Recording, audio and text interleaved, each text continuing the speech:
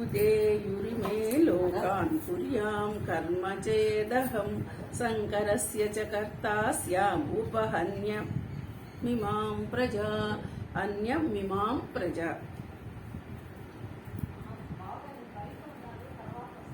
కాబట్టి చేతహం ఒకవేళ కర్మను చేయనిచో ఈ లోకములో కష్ట నష్టములు పాలగును. ఒకవేళ అందరూ ఇదే విధంగా ఆలోచిస్తే ఈ లోకంలో ఏమవుతుందండి? ఎన్ని రకాల నష్టాలకి కష్టాలకి గురి అవుతూ ఉంటారు.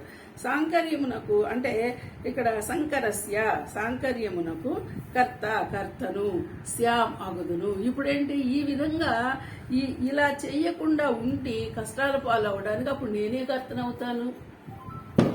నేను చెయ్యకపోతే నేనే కర్తనవుతాను. ఇప్పుడు మనం పిల్లకు ఉన్నదండి, ఆడపిల్లైనా మగపిల్లాడైనా ఇప్పుడు మనం ఏదో ఉన్నాము, వాళ్ళకి అన్ని పనులు నేర్పించి పంపకపోతే అది ఎవరికి నష్టం?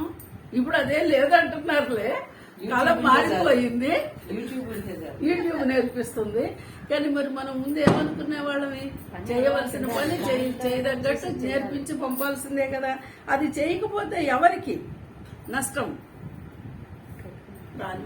కష్టమే, బలజాత కాకపోతే కష్టమని మనం అనుకున్నాం. అంటే ఎవరి కాళ్ల మీద వాళ్ళు నిలబడడం మనం నేర్పిస్తున్నాం. ఆటోమేటిక్ గా పిల్లలకి నీ బ్రతుకు నువ్వు బ్రతకాలి అని నేర్పిస్తున్నాం. అది నేర్పకపోతే వాడి బతికేంటి చెప్పండి.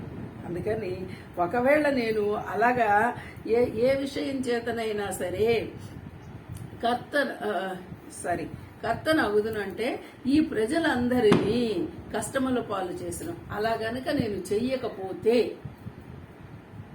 నా డ్యూటీని గనక నేను చెయ్యకపోతే, ఒక్క మాటలో చెప్పాలంటే మన కర్తవ్యాన్ని మనం నిర్వర్తించకపోతే ఇక్కడ ఈ తర్వాత వచ్చే వాళ్ళందరూ కూడా కష్టాల పాలే అవుతారు. ఇప్పుడు కొడుక్కి నేర్పలేదండి తండ్రి, నీ కాళ్ళ మీద నువ్వు నిలబడాలిరా, ఈ చదువుకున్నా, ఈ ఉద్యోగం చేసినా, ఈ వ్యాపారం చేసినా, నీ కులవృత్తి ఏదైనా ఉండే అది చేసుకున్నా నువ్వు దీనిలో రావాలి. తండ్రిని చూసి కొడుకు నేర్చుకుంటాడు, చేస్తాడు, వాడు వృద్ధిలోకి వస్తాడు. ఇంకా వీడు తండ్రే నేర్పకపోతే ఇక ఆ కొడుకు ఎలా వస్తాయి? వచ్చే అవకాశం లేదు. అందుకని ఎవరి డ్యూటీ ఇది రొటీన్.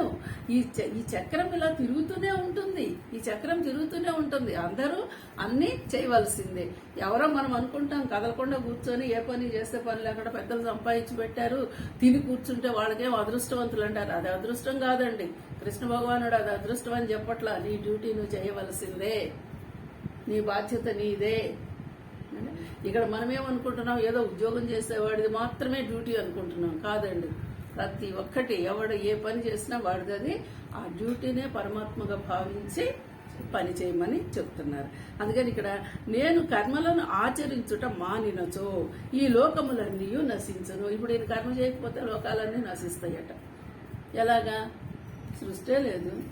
ఈ సృష్టికి ఎవరు ఆది పురుషుడు? ఈ సృష్టికి ఎవరు మూలం? మానేశాడు సృష్టి చేయడం. అది కూడా పనే కదా.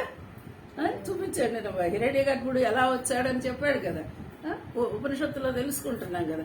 మరి అలాంటి సృష్టి కనుక నేను ఆయన చేయకపోతే, ఈ కర్మను చేయకపోతే అంతే లోకాలన్నీ ఇక్కడ ఏమని చెప్తున్నట్టు లోకాలన్నీ నశించును అంటున్నాడు. అంటే మన అనుభవాలు ఏముంటాయి? ఇంక ఇక్కడ ఆయన పనులు చేయకపోతే, కొత్త వస్తువులు రాకపోతే మనకేమున్నాయి? అనుభవాలు లేవు. అంతేకాదయా లోకమునందు అల్లకల్లోలము అంటే చెలరేగును. ఇంకెక్కడ సామరస్యం కూడా ఉండదు. అంతే కదా. మనకు రొటీన్ గా జరుగుతున్న వాటికి భిన్నంగా జరిగితే ఏమవుతుందండి? అల్లకల్లోలే కదా. ఏదైనా సరే అంతే. వాడు చక్కగా నీ పన్ను చేసుకుపోతున్నాడు. కార్మికులు అన్నారు, స్ట్రైక్ అన్నారు. ఎందుకంటే అంటే యజమానులు లాభాలని తింటున్నారు, మా వర్కర్లకు జీతాలు ఇవ్వటం లేదు అన్నారు. అది వాడు సరిగా ఇస్తే వీడు సరిగా చేస్తే బానే ఉంటుంది. ఆడు ఇలేదు కాబట్టి వీళ్ళు చేస్తారు. మరి అది అల్లకల్లోలమే కదా. ఏ విషయంలోనైనా ఇలాగే ఉంటుంది కదా. అందుకు ఇదిగో నేను ఏదైనా సరే ఈ లోకముందు అల్లకల్లోలాలు చెలరేగుతాయ్యా. అంటే ఎవరి పని వాడు చక్కగా చేయకపోతే లోకం ఇలాగా అయిపోతుంది అని ఒక మాటలో చెప్పడం. అది ప్రతి ఒక్కదానికి అన్వయించుకోవాలండి. అది అలాగే ప్రజా నష్టము వాటిల్లును. మరి ఇప్పుడు నష్టం ఎవరికి జరిగేది?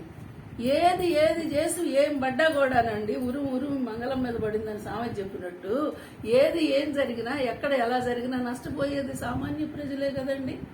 వీడి గోడే కదా ఎవరు పట్టించుకోరు. కాబట్టి ఇక్కడ ప్రజలకే నష్టం జరుగుతుంది. అప్పుడు అందువల్ల నేను ఇప్పుడు దీనికి ఎవరు కారకుడు? ఇక్కడ నేను అని మళ్ళీ కృష్ణ భగవానుడు చెబుతున్నాడు.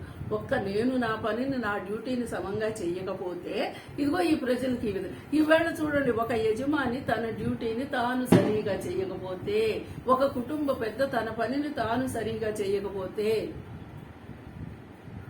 ఒక నాయకుడు తాను సరిగా పరిపాలించకపోతే ఇవన్నీ ఇలా చూసుకోవాల్సిందే కదా. మరి నష్టం ఎవరికి జరుగుతుంది?